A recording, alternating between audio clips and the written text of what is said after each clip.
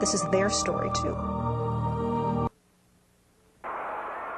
the crowds are just something unbelievable, Lou. I've spoken to some people in the crowd, people who were here in 1927, 35 years ago, when they had that great parade for Colonel Lindbergh, and they tell me that it was nothing like this. They've got more people, more ticket papers. A shower of glory for a new American hero. Happen in this program, we're not. And after the last hurrah, a nation's right to know the full account. We have 3 examples here to prove it. Gonna roll that tape in this? No, let's just stay right with it, Bobby. Stay with it. He's recording.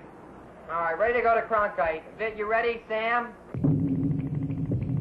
Stand by, Walter. Okay, you're on. Weather good, astronaut in good shape, tracking systems around the world. Tell Cronkite to back off. Let Powers take it from here on in. Astronaut Gordon Cooper, the man that'll be at the controls of the spacecraft in the U.S. 6th attempt at manned spaceflight, was awakened this morning at 2:50 a.m. What you're about to see is a demonstration in action of an open society and a free press.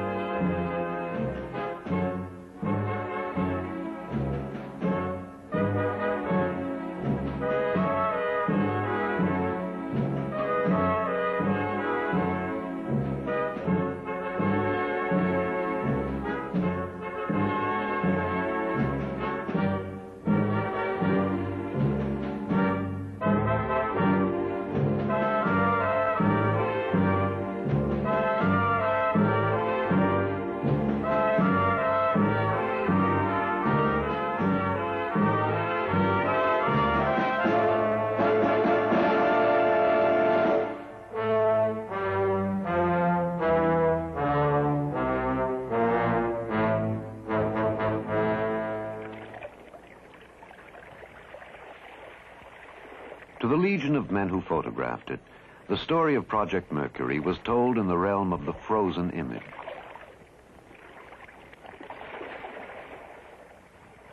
The story began in Washington at a press conference in 1959.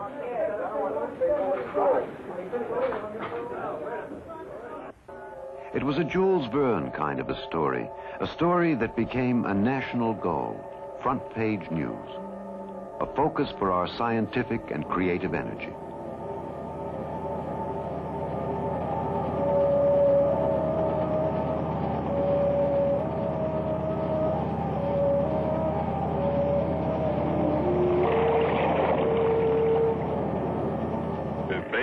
The Cape became one of the prized datelines in journalism.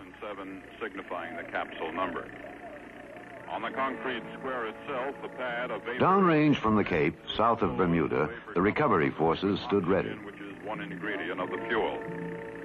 Most of the preliminary work has been done here by now. We await the arrival of astronaut Shepard. Radio and television carried the event as it happened. This is Freedom 7. The fuel is go 1.2G. Cabin at 14 psi. Oxygen is go. For depth and interpretation, there was the printed page. We had time to pause, to wonder at this new age. What would it bring? An astronaut and a president with a wonderfully warm and ready wit. Therefore, I want to again express my congratulations to Alan Shepard.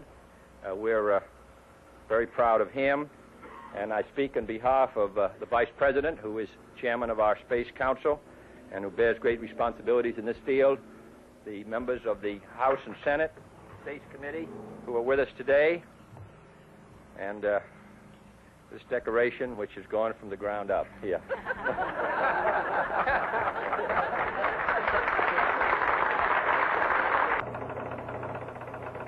Astronaut Gus Grissom was successfully launched today at 7:20 a.m. Helicopter with the astronaut aboard, and we see him in the cockpit. You'll hear it as it lands on the deck here. You'll hear the sound of its rotors and its head change on. He doesn't look very wet. He has his big hat helmet off, his hat. The doctors are immediately treating him. After welcome on deck, a personal message. Really proud of you, and I must say you did a wonderful job. Later, Grissom's report to the press. You probably already heard, getting the capstan out of the water, he couldn't lift it. He ran into an engine problem, or at least what they think now is an engine problem, and couldn't lift it free. There were 3 helicopters there. I guess actually there were 4. I don't remember seeing 3. And I was sort of in the center of all 3 of them and couldn't get to any of them. Marine chopper pilot did get in and get in close enough for me to get hold of the sling, and then everything was pretty good with me from then on. They picked me right on up and brought me onto the Randolph.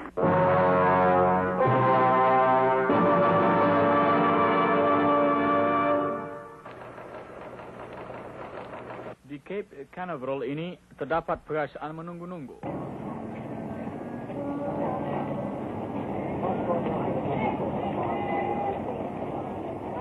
The world prayed with the litany of the countdown. 30 seconds and holding. We have encountered some difficulty in But John Glenn was not to orbit this day. guidance equipment for the Atlas launch vehicle. We are not able at this time to get a specific identification on what the problem is. We know simply that we do have some problems over there. This is Mercury Control. Once more, the countdown is underway at Cape Canaveral. Even at this hour, clusters of people are stopping to check the latest reports. And once more, the world waited. We have just completed a status check in the Mercury Control Center. We've been advised that at this time, all systems are go. Accompanied by Dr. Douglas and another Air Force doctor, they walked over to the van, which would take them out to pad 16. At 4:25, he began crawling into his spacesuit. Wynn says he is the last man to shake hands with the astronauts and to smile at the monkeys.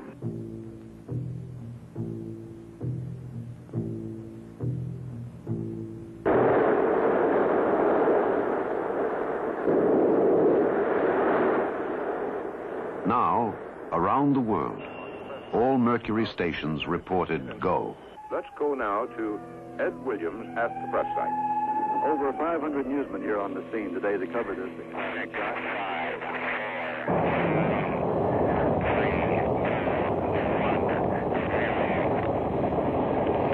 Roger, the clock is operating. We're underway. Anyone, all their eyes were focused on the rocket. They were excited. They've been here many weeks waiting for this because of the delays, but when it came, it was exactly as everyone had planned. It was an exciting thing to watch, and this is the way they felt. And they're reporting it right now. Special equipment has been installed here at the press site for them to tell their story to the world, to their own newspapers, and for some radio stations from Latin America that are here.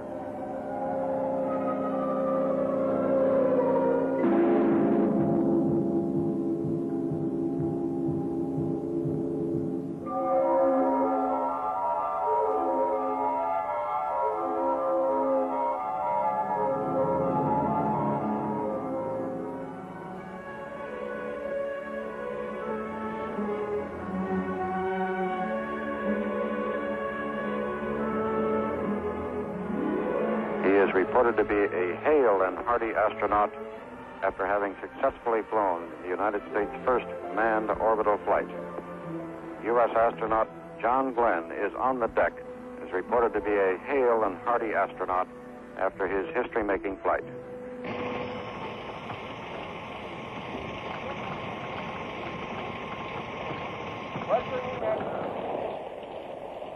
Sure, at the White House on this wet and chilly day in February, we haven't produced very hospitable weather for our hero, John Glenn, today. But the crowds are here. They've been waiting 2 hours now. The rain was much worse an hour ago when he arrived. There he is now on the North Portico, getting ready to ride to the Capitol with Vice President Johnson. That's the son, the daughter, Annie Glenn's in red. Vice President Johnson will ride with him. That's not John Glenn. It's just around the corner, heading down Pennsylvania Avenue here, and everywhere the crowd is still cheering.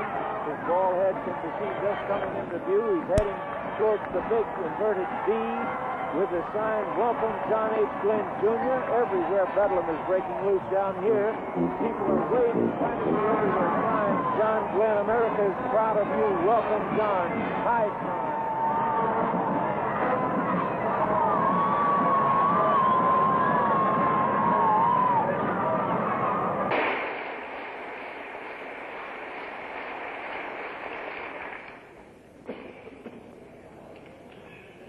Today, I know that I seem to be standing alone on this great platform, just as I seem to be alone in the cockpit of the Friendship 7 spacecraft.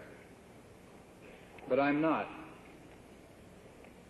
There were with me then and with me now thousands of Americans and many hundreds of citizens of many countries around the world who contributed to this truly international undertaking voluntarily and in a spirit of cooperation and understanding. On behalf of all those people, I would like to express my and their heartfelt thanks for the honors you have bestowed upon us here today. We are all proud to have been privileged to be part of this effort, to represent our country as we have. As our knowledge of this universe in which we live increases, may God grant us the wisdom and guidance to use it wisely. Thank you, friends.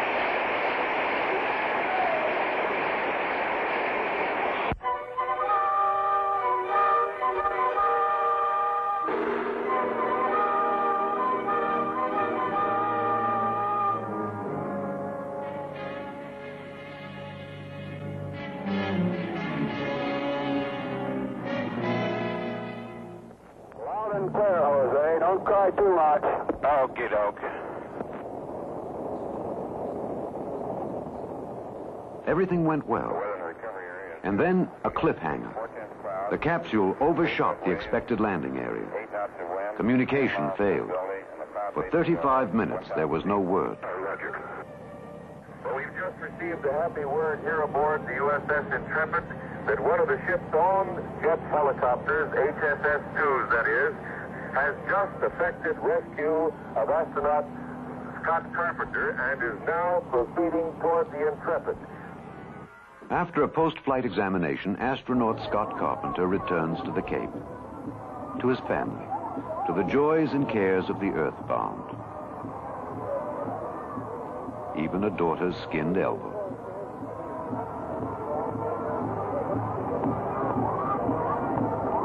Right now, the gantry is being pulled back from the bird, and the big silver Atlas rocket will be standing right in front of us, about 1 mile in front of our Mutual Canaveral Operations Center. The gantry is slowly moving away now. Newsmen from all over the world have gathered here today to cover this, the 5th U.S. manned space flight, the 3rd orbital flight. 9, 8, 7, 6, 5, 4, 3, 2, 1, 0. Liftoff. Beautiful liftoff. Straight Eastern Standard Time. Astronaut Walter Schirra is now in his space capsule high above the Earth. The engines fired right on schedule. That bird took off just as beautifully as any flight you'd ever want to see. Report says fuel okay. Oxygen okay. Within minutes, story and pictures were transmitted by the wire services. They appeared on page 1 of the daily newspapers of the world. Loneliness in space. Wally Schirra might have some feelings along that line if he weren't so busy now in his Sigma 7 capsule. So right now he's powered down on the 4th orbit, that is drifting flight, out of communication with Earth. One of the important tests of this particular 6-orbital flight will be the photographing of cloud covers and some of the land areas of the Earth. I haven't even looked outside. The helicopters are now directly over the spacecraft. The one that is hovering is taking photographs. Practically can take them from this post. Commander Walter Schirra, the United States 5th astronaut, standing now in the window section and looking down, now looking at the top of his capsule. This is the Mercury News Center, the contact point for newsmen, staffed around the clock by NASA information officers. They get one. That's the Mercury News Center. The flawed transcript. Here, questions are answered, interviews are arranged, news briefings, press conferences take place.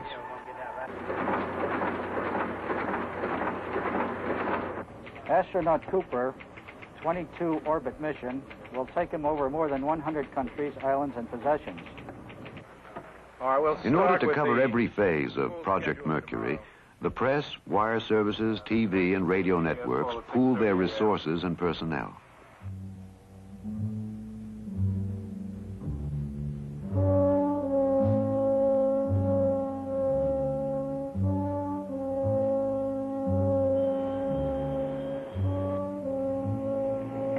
America's sixth man to venture into space, Gordon Cooper, has just left Hangar S. He's smiling at the crowd of technicians that has gathered. He looks extremely confident about today's flight.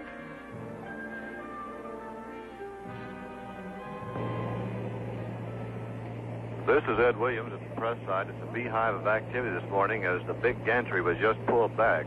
The thousands of reporters, hundreds of reporters here on the press side are getting ready to report. All systems are A-OK, and Gordo himself is reported as very up for the flight. To give you an idea of how Mercury Control looks at it, here's a report just received from them. The press site, about 5,000 feet from the launch area. Here, newsmen, photographers, feature and technical writers are witness to success or possible failure. Reporters and newsmen from all over the world. Approximately how many foreign countries are represented today?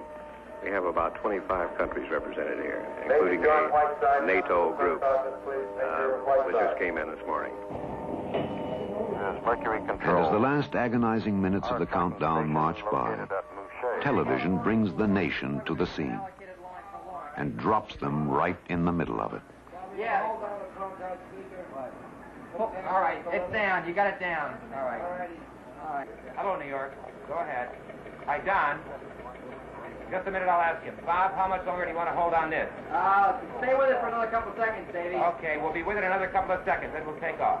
It's T-minus 40 seconds now and counting. All systems go. Videotape, come in. We want all of this. Hold on to it. We'll log it later. Stay with the pool. Here she goes. Stand by, Waller. Here she goes. But it's not going to be long. Videotape, keep going.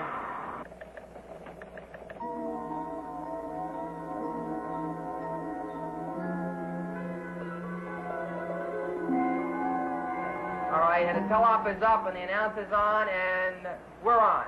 All right, cue him, Sandy. At this point, the capsule and the booster are on what's called automatic sequencing. This is Mercury Control. We have a momentary hold at T-minus 19 seconds. That's not an unexpected hold. It shall be picked up almost. T-minus 15 seconds and counting. 9, 8, 7, 6, 5, 4, 3, 2, 2. All right, there it goes.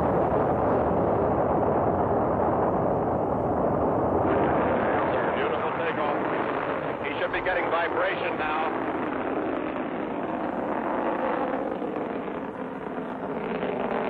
And now the pitch over. This is Mercury Control. The trajectory looks very good at this time. The Atlas pitching straight ascent to trajectory. 40 seconds into the flight.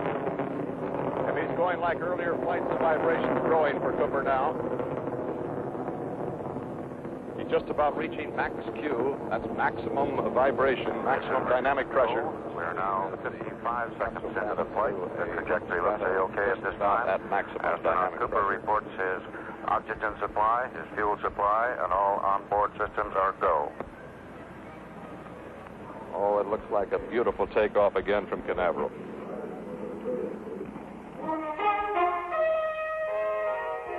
Radio keeps us right with the story as Cooper races around our planet. Presents the flight of Space 7, the 22-orbit mission of astronaut Gordon Cooper. What a view. Boy, oh boy. And now the presses of the world roll the story. Newspapers, magazines report in depth. Millions would read and savor the news of this day. a free and open society in action.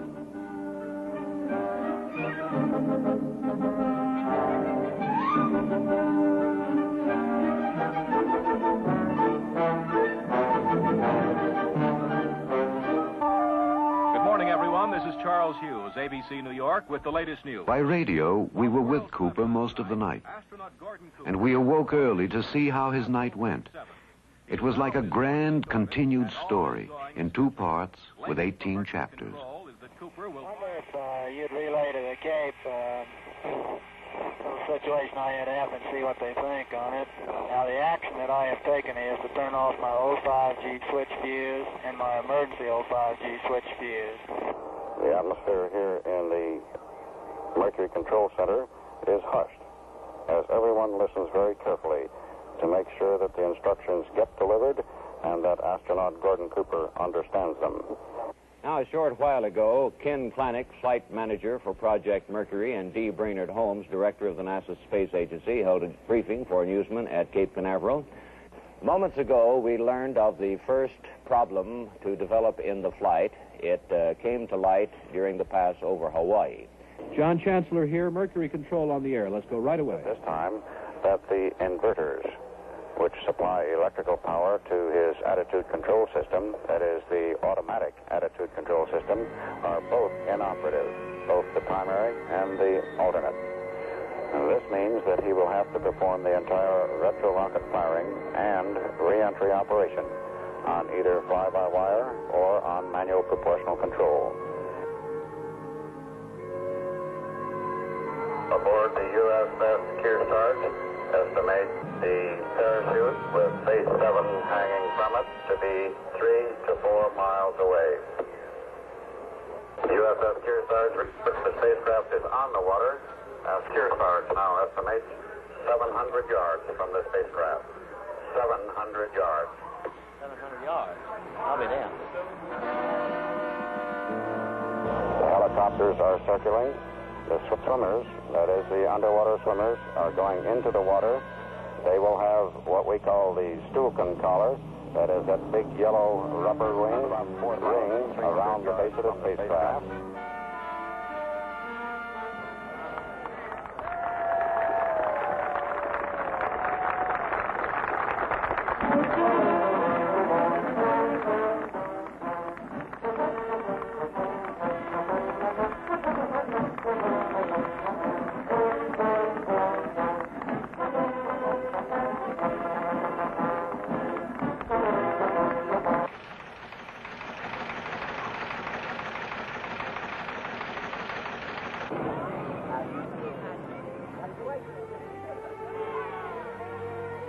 And the news coverage continues as a man is reunited with his wife and daughters.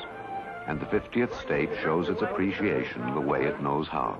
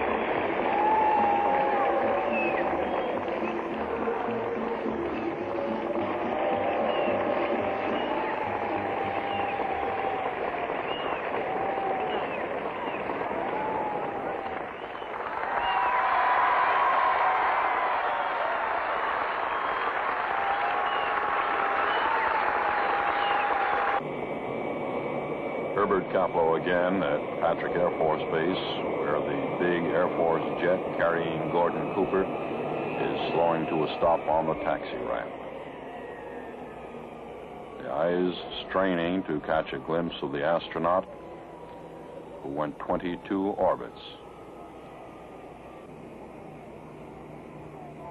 Hundreds of people gathered behind ropes, newsmen, photographers, waiting for the moment when Gordon and his wife stepped down the ramp.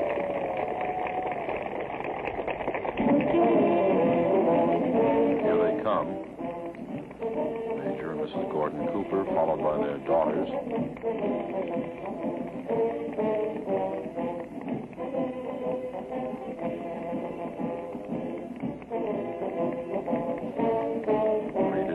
Of the ramp by the Air Force commander and other dignitaries, all as people strain to catch these moments. The astronaut himself all smiles as he goes aboard the rear seat of a convertible for the inevitable ride and acclaim, in this instance, of the people of Cocoa Beach.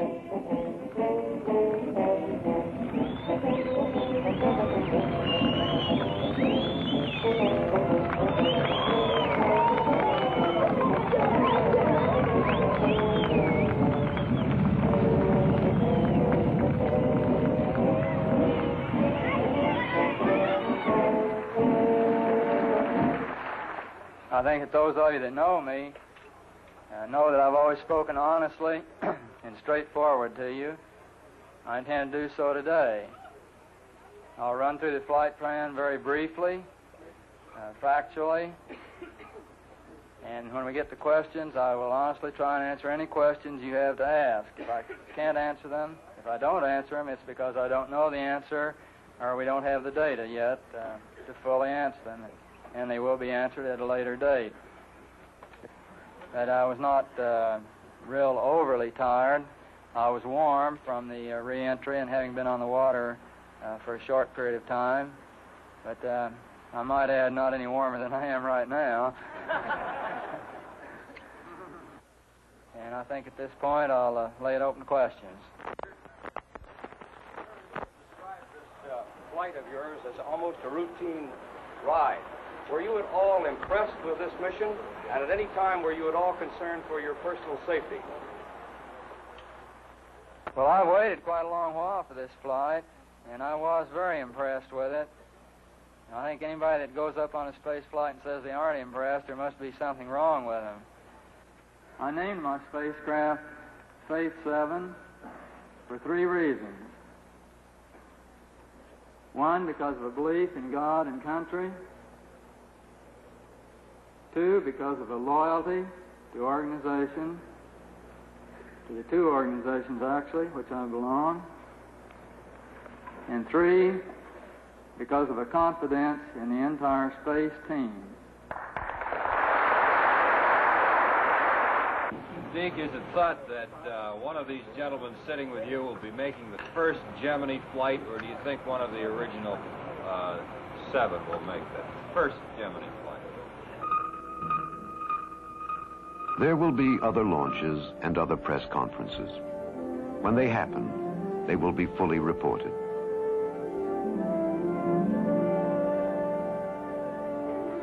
Even now, the gantries of Gemini stand ready. When men once again ride an American spacecraft into orbit, at the mercy of God and thousands of technicians, the world once more will be there.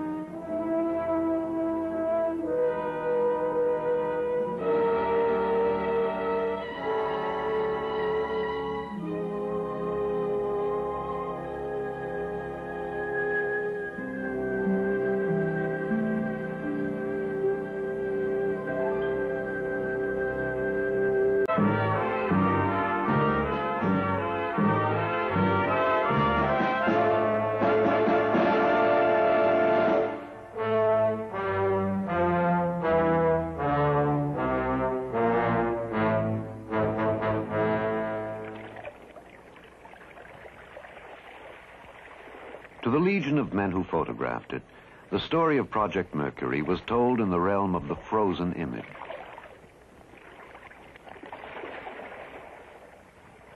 The story began in Washington at a press conference in 1959.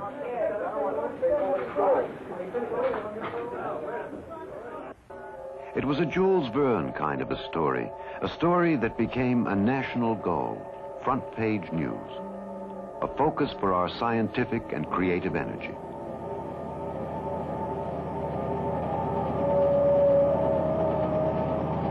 time to pause, to wonder at this new age. What would it bring?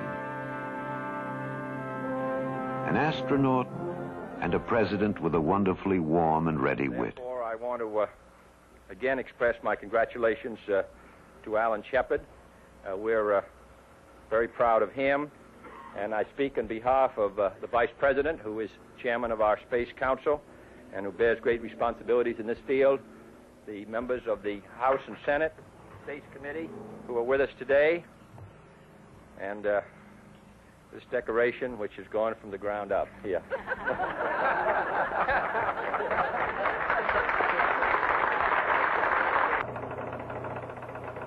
Astronaut Gus Grissom was successfully launched today at 7:20 a.m. Helicopter with the astronaut aboard, and we're seeing him in the cockpit. You'll hear it as it lands on the deck here. You'll hear. This is their story too. But the crowds are just something unbelievable, Lou. I've spoken to some people in the crowd, people who were here in 1927, 35 years ago, when they had that great parade for Colonel Lindbergh. And they tell me that it was nothing like this. They've got more people, more ticket papers. A shower of glory for a new American hero. Happen in this program, we're not. And after the last hurrah, a nation's right to know the full account. We have 3 examples here to prove it. Gonna roll that tape in this? No, let's just stay right with it, Bobby. Stay with it. He's recording. All right, ready to go to Cronkite. Vic, you ready, Sam? Stand by, Walter. Okay, you're on. Weather good, astronaut in good shape, tracking systems around the world. Tell Cronkite to back off. Let Powers take it from here on in. Astronaut Gordon.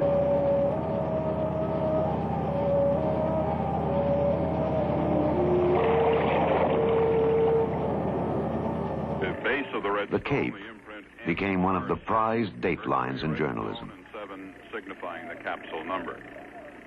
On the concrete square itself, the pad of Downrange from the Cape, south of Bermuda, the recovery forces stood ready. which is one ingredient of the fuel. Most of the preliminary work has been done here by now. We await the arrival of astronaut Shepard.